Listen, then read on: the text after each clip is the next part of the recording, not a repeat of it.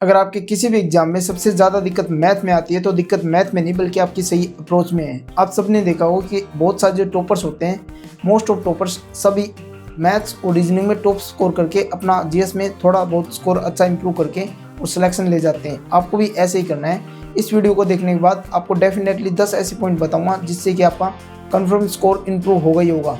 और साथ में कुछ ऐसी चीज़ें बताऊंगा जो आप सिली मिस्टेक्स जैसे क्वेश्चन आते हैं वो भी गलत कर देते हैं, तो उनको इम्प्रूव कैसे करो ताकि आप जो आते हो क्वेश्चन गलत ना हो। तो इस वीडियो को बिल्कुल भी स्किप मत करना क्योंकि हर एक पॉइंट आपको बहुत महत्वपूर्ण होने वाला है।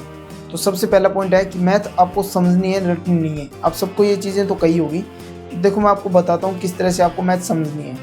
देखो आपके अगर 10 क्वेश्चन आप रोज़ रट लेते हो और दूसरी जगह आप 2 क्वेश्चन समझते हो तो आपके जो 2 क्वेश्चन समझे हुए हैं वो काम आएंगे, न कि 10 क्वेश्चन रटे हुए हैं। अगर आप ये सोचते हो कि आप ये क्वेश्चन रट लेते हो, उसी के टाइप का एक क्वेश्चन आएगा तो आप कर लोगे, हो सकता है आप 1 या 2 महीने उसे कर लोगे, लेकिन एग्जाम में अगर थोड़ा सा भी पैटर्न चेंज हो गया तो क्वेश्चन आप नहीं कर पाओगे। तो कोशिश करना कि भले ही आपको टाइम लग जाए, भले ही आप 1 या 2 महीने में आप कोई भी चैप्टर कंप्लीट कर पाओ, लेकिन वो एक ही चैप्टर कंप्लीट करना है, समझ के कंप्लीट करना है, न कि आपको रट के। अगर कोई क्वेश्चन नहीं आता तो उस क्वेश्चन में भले ही आप ज़्यादा टाइम दे देना, न कि आप किसी 2 क्वेश्चन को रटने की बजाय।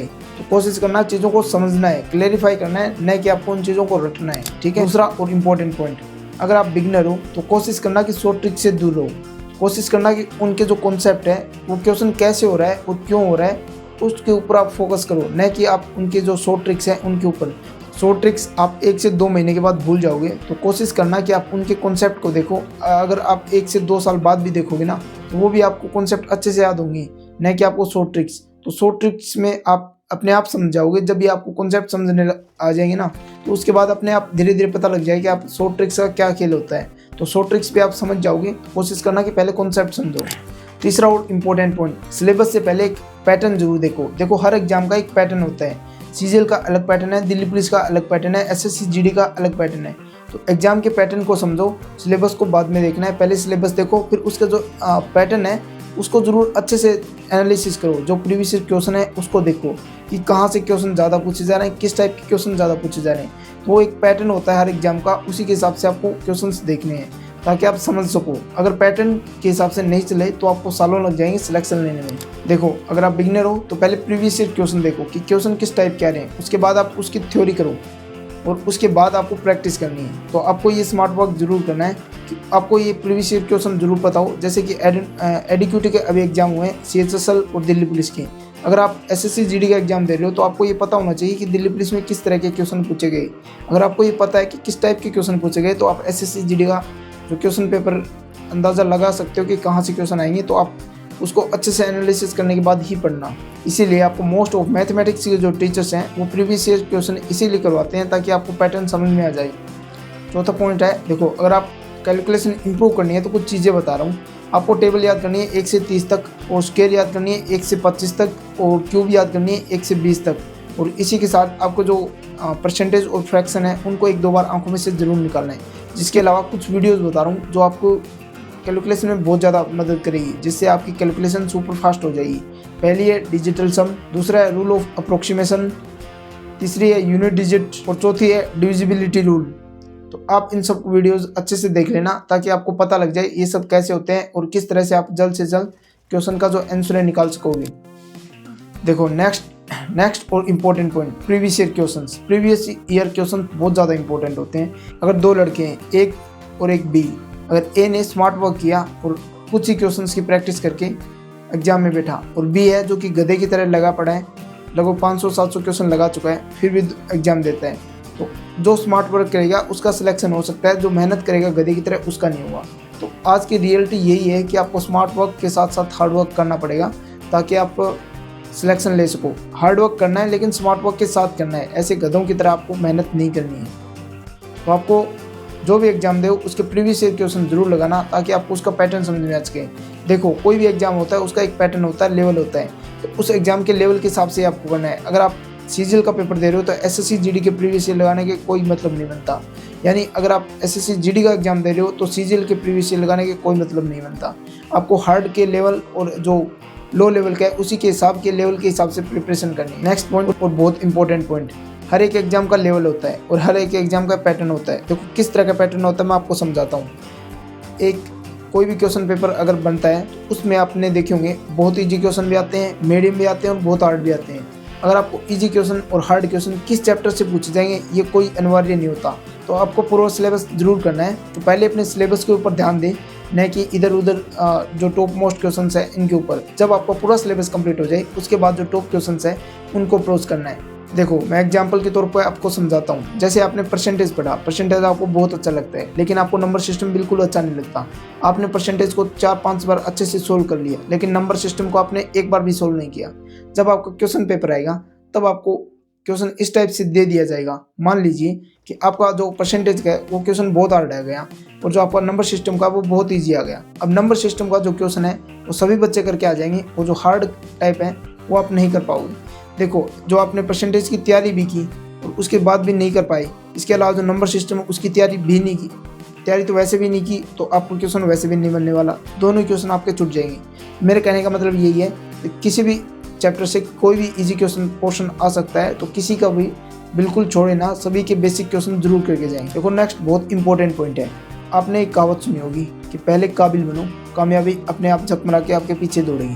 देखो काबिल बनने का आप पहले सिलेबस करो, पहले पूरा सिलेबस कंप्लीट करो। आपने सबने एक एग्जाम्पल के तौर में आपने सबने देखा हुआ कि किसी भी लड़के या लड़की की जॉब लगती है तो लगभग 2 या 3 जॉब उसकी एक साथ आ जाती है। मोस्ट ऑफ केसेस में आपने देखे होंगे, बहुत सारे ऐसे बॉयज़ आपके उदाहरण में होंगे, आपके साथ में, आपके गांव में, आपके शहर में ऐसे होंगे, या फिर आपका यार दोस्त होगा कि उसकी 2 नौकरी एक साथ लग जाती है। उसका रीज़न क्या होता है? सभी आपने सुनेंगे उसकी किस्मत खुल गई, ऐसा कुछ नहीं होता। देखो रियलिटी ये होती है कि वो काबिल हो चुका होता है, उसका सिलेबस कंप्लीट हो जाता है। अगर उसने दिल्ली पुलिस या सीजीएल का एग्ज़ाम क्रैक किया है तो डेफिनेटली है कि वो आपका उसी के सिलेबस का जैसा है। अगर सीपीयू है तो वो सीपीयू भी क्रैक कर देगा। इसके अलावा अगर उसका दिल्ली पुलिस का एग्ज़ाम है तो वो दिल्ली पुलिस भी क्रैक करेगा, क्योंकि उसको पता लग गया है कि सिलेबस सारा अच्छे से पढ़ लिया है, उसने पूरी मैथ्स निकाल ली है, उसने पूरी रीजनिंग निकाल ली है, तो उसको पूरा वो काबिल हो चुका होता है। तो आप इस एग्जाम्पल को उसी के ऊपर ले सकते हैं कि वो काबिल हो चुका है तो वो उसे कामयाबी मिल जाएगी, जगमरा के उसके पीछे आएगी। अगर वो कोई भी एग्जाम देगा तो वो एग्जाम क्रैक करेगा। मोरल ऑफ स्टोरी यही है कि पहले आप अपना सिलेबस फोकस करो। अगर आप अभी बिगिनर हो, स्टार्ट किया तैयारी, तो पहले अपने सिलेबस को अच्छे से कर लो। जब भी आप पूरे चैप्टर को कर लेते हो उसके बाद उसकी क्वेश्चन आंसर जरूर कर लेना, ताकि आपको अच्छे से वो पूरा सिलेबस कवर हो जाए। न कि ऐसे देखो कि यहाँ से SSGD का एग्जाम आ रहा है, 2 महीने के बाद आ रहा है तो उसके पीछे दौड़ो। नेक्स्ट और बहुत इंपॉर्टेंट पॉइंट, आप सबको पता है कि मैथ्स एक प्रैक्टिस का खेल है, तो मैथ्स में आपको बहुत ज़्यादा प्रैक्टिस करनी है। प्रैक्टिस के लिए टाइमर बहुत ज़रूरी है। अगर आप टाइमर साथ में नहीं लगाओगे, अगर आप किसी बुक से कर रहे हो टाइमर के साथ नहीं कर रहे, तो आपको ये मान के चलो कि वो वेस्ट ऑफ टाइम है। तो आपको अगर कभी प्रैक्टिस करनी है तो या तो टाइमर के साथ करो बुक में, और टाइमर नहीं है तो आप एक कोशिश करना कि आप जो टेक्स्ट बुक है या फिर कोई भी अलग प्लेटफॉर्म है जो फ्री प्लेटफॉर्म हो, तो उस पर आप तैयारी कर सको और तैयारी के साथ साथ टाइमर चले। तो आपको काफ़ी चीज़ें वहाँ पर, जैसे टाइम मैनेजमेंट है, ठीक है, जो सिली मिस्टेक्स हैं, वो काफ़ी चीज़ें आप सीखोगी। जितनी ज़्यादा प्रैक्टिस करोगे उतना ही आप इम्प्रूव करोगे। तो आपको प्रैक्टिस करनी है तो टाइमर या फिर आपको मॉक टेस्ट में ही करनी है, ताकि आपको पता लग जाए कि हाँ आपके ऊपर एक प्रेशर बिल्ड रहे। जो आप फाइनल एग्जाम में करोगे वहाँ भी एक प्रेशर होता है कि हाँ आपके पास टाइम लिमिट होती है। देखो SSC का आपको एवरेज जो कोई भी आप क्वेश्चन पेपर देते हो तो उसमें एवरेज 30 से 40 सेकंड में आपको मैथ्स का एक क्वेश्चन करना होता है।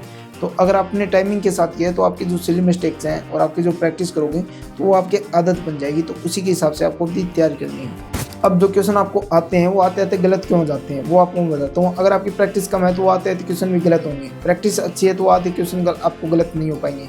कुछ क्वेश्चन आपने देखे होंगे कि आपसे रेडियस पूछ रखा है या फिर आपसे डायमीटर पूछ रखा है, आपने रेडियस बता दिया, ठीक है। या फिर इसके अलावा भी बहुत क्वेश्चंस होते हैं ऐसे एग्जांपल्स जो आप आते आते क्वेश्चन निकाल तो लेते हो लेकिन वो क्वेश्चंस आपकी यूनिट चेंज कर देता है या फिर कुछ ऐसे चीज़ें पूछा जाता है जिसकी वजह से आपको क्वेश्चन गलत हो जाता है और वो ऑप्शन आपको ऊपर ही दिया होता है, तो ऑप्शन आप टिक करके आगे बढ़ जाते हो। आपको इसमें क्या सबसे बेस्ट जो अप्रोच होती है वो एक तो प्रैक्टिस, और इसके अलावा दूसरी अप्रोच ये है कि आपको ऑप्शन एलिमिनेशन की तरफ जाना है।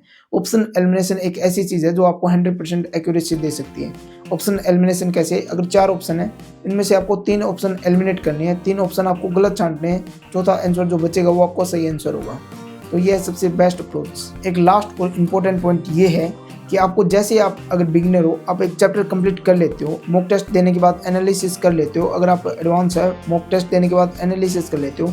मान लीजिए कि आपको परसेंटेज आपको बहुत वीक है, तो आपको क्या करना है, परसेंटेज का पर्टिकुलर वो पूरे कॉन्सेप्ट पहले देखने हैं उसके बाद आपको पूरे कॉन्सेप्ट देखने के बाद आपको उसकी प्रैक्टिस करनी है। लगभग 20 से 50 क्वेश्चन आपके प्रॉपर उसकी प्रैक्टिस करनी है। अगर आपको कम आती है तो आप 50 क्वेश्चन की तरफ जाओ। अगर 50 क्वेश्चन आपको लग रहा है कि 20 क्वेश्चन में काम हो जाएगा तो आप उसके 20 क्वेश्चन ज़रूर लगाओ और उसी टाइप के क्वेश्चन लगाओ जो गलत हो रहे हैं। फिर उसके बाद इन फ्यूचर आपके कभी भी वो क्वेश्चन गलत नहीं होंगे क्योंकि आपने उसके ऊपर काम किया है। तो कोशिश करना कि जैसे आपका चैप्टर कंप्लीट हो जाता है उसके प्रॉपर उसी चैप्टर के आप क्वेश्चन लगाओ और फिर जैसे जैसे चैप्टर कंप्लीट हो जाए उसके आपको क्वेश्चन कंप्लीट करने हैं। उसके बाद आपको मिक्स प्रैक्टिस करनी है। मिक्स प्रैक्टिस के बाद अगर आपको जो क्वेश्चन गलत हो रहा है तो पर्टिकुलर उसी चैप्टर को उठाओ और फिर से उसके क्वेश्चन की प्रैक्टिस करो। लास्ट और इम्पोर्टेंट पॉइंट कि आपको कितने घंटे पढ़ना चाहिए। देखो ये डिपेंड करता है कि आपका जो माइंड का लेवल क्या है, आपको मैथ्स कितनी समझ में आती है। और आपको मैं एक इम्पोर्टेंट चीज़ बता देता हूँ, अगर आप स्टार्ट कर रहे हो मैथ्स को स्टार्ट करना लगभग आधी 1 घंटा ही रोज़ प्रैक्टिस करना। आपको क्या होता है मोटिवेशन में, आप स्टार्टिंग के 2-3 दिन तो आप 2-2 4-4 घंटे पढ़ लेते हो, 4 घंटे पढ़ लेते हो, 5 घंटे पढ़ लेते हो, लेकिन बाद में आपको एक कंसिस्टेंसी चाहिए होती है। अगर आप किसी भी लॉन्ग रास्ते के ऊपर जा रहे हो तो आपको कंसिस्टेंसी बहुत ज़रूरी है। मोटिवेशन में आपको नहीं पढ़ना है, आपको कंसिस्टेंसी के साथ, और कंसिस्टेंसी में आपको थोड़ा थोड़ा करके पढ़ना है, चीज़ों को टुकड़े में पढ़ना है। अगर आप आधी घंटा 20-20 क्वेश्चन अगर आप रोज़ लगाते हो तो ये बहुत इंपॉर्टेंट है। न कि दूसरी जगह एक बी बंदा है और एक बंदा है। ए बंदा जो रोज़ 20-20 क्वेश्चन लगाता है और एक बी बंदा है जो जिसने आज 100 क्वेश्चन लगा दिए, कल 50 लगा दिए, परसों 100 लगा दिए और फिर ऐसे करते करते रुक गया। एक दिन ऐसा आएगा तो बिल्कुल बोर हो जाएगा, लगभग 6 से 7 दिन ऐसा करेगा। और बी है जो रोज़ 10 या 20 क्वेश्चन लगा ही रहे और वो 1 साल से लगा रहा है, तो टैलेंटेड हो जाएगा और ये रह जाएगा। आपको कंसिस्टेंसी रखनी है, रोज़ 20 या 15 क्वेश्चन। जैसे अगर आप दिल्ली पुलिस की तैयारी कर रहे हो तो कोशिश करो कि 15 से 20 क्वेश्चन आप रोज़ लगाओ और आपको 1 साल तक लगानी है। तो आपके मैथ्स में 15 में से 15 कोई नहीं रोक सकता। तो आपको एक कंसिस्टेंसी रखनी है, तो कंसिस्टेंसी के लिए आपको 100 स्टेप रखनी है। दूसरा एग्जाम्पल मैं आपको समझाता हूँ। अगर आपको 1600 मीटर की रेस करनी है और एक 100 मीटर की रेस करनी है तो आप 1600 मीटर के लिए क्या आप स्टार्टिंग में तेज़ दौड़ना शुरू कर दोगे? आपको पता है कि 4 चक्कर पूरे करने हैं तो आपको धीरे धीरे दौड़ना हुआ है ना, उसी के हिसाब से दौड़ना हुआ। और आप 100 मीटर के लिए दौड़ना है तो क्या आप धीरे धीरे दौड़ोगे? बहुत तेज़ से दौड़ोगे ना, तो आपको उसी के हिसाब से चलना है। अगर आपको लॉन्ग रनिंग करनी है, आपको पूरा सिलेबस कवर करना है, एक वास्ट सिलेबस है मैथमेटिक्स का, अर्थमेटिक और एडवांस का, तो आपको धीरे धीरे दौड़ना है। रोज़ थोड़ी थोड़ी प्रैक्टिस करनी है, लेकिन रोज़ करनी है। और इसके अलावा अगर आप बोर होते हो तो हाँ, महीने में 1-2 बार बोर हो जाते हो तो चलता है, कोई नहीं, उसको छोड़ दो। जब भी आप बोर होते हो तो कोशिश करना कि आप उसके अलावा कोई दूसरा सब्जेक्ट हो जो आपको फेवरेट हो। मान लीजिए आपको जीएस बहुत अच्छी लगती है पढ़ने में, तो आप जीएस में आपको ज्योग्राफी अच्छी लगती है तो आप ज्योग्राफी उठा लेना। ज्योग्राफी का भी साथ साथ सिलेबस कंप्लीट हो जाएगा और आप बोर भी नहीं होगे। तो जब भी बोर होने लगो तो जो आपको फेवरेट सब्जेक्ट है, जैसे रीजनिंग है तो आप रीजनिंग पढ़ लीजिएगा, लेकिन आप टाइम वेस्ट मत कीजिएगा क्योंकि आपका टाइम बहुत इंपॉर्टेंट है। अगर आपको वीडियो अच्छी लगी हो तो लाइक ज़रूर कीजिएगा और कमेंट जरूर कर देना। अगर आपको मैथ्स के मोस्ट इंपॉर्टेंट जो फार्मूलाज हैं, जो एडवांस के फार्मूलाज हैं, जो क्वेश्चन बार बार आपके एग्जाम में आते रहते हैं, जिन फार्मूलाज से अगर वो चाहिए तो कमेंट जरूर कर देना। मैं आपको वो लिंक सेंड कर दूंगा जहाँ से आपको फार्मूलाज मिल जाएंगे सारे के सारे। और हाँ, बेल आइकन जरूर प्रेस कर लेना ताकि जो नेक्स्ट वीडियो मैं मैथमेटिक्स के लिए बनाऊँ कि फ्री कोर्सेज आपको कहाँ से पढ़ने हैं और किस तरह से आपको कोर्सेज कंप्लीट करना है, तो मैं नेक्स्ट वीडियो में बनाने वाला हूँ। अगर आपको वो सब देखनी है तो बेल आइकन जरूर प्रेस कर लीजिए और सब्सक्राइब जरूर कर लीजिए। धन्यवाद।